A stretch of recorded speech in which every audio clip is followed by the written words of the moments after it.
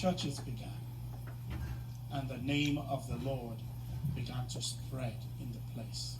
And what do you think is responsible for people who live in violence-infested, sin-infested, disease-ridden, desperate, poverty-ridden times?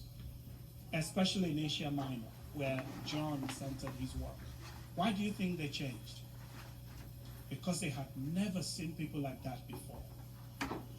These people, in the face of poverty, they gave. I'm talking about so-called diaspora who had been chased out of their homes and businesses by persecution because they were doing exactly what they started doing wherever they landed. They embraced people with diseases. They embraced them. They gave to them. They fed them. They knew these people's wives and children and their names. They ate with them.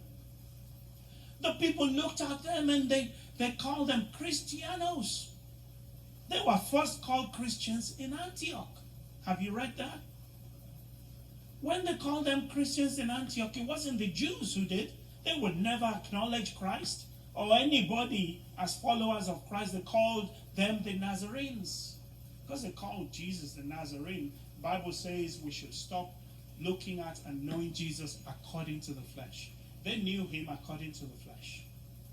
These people looked at them. They called them Christianos because they talked like their master. They walked like their master. They gave like their master. They embraced like their master. Do we do that? Do we have classism in the church or not? We do.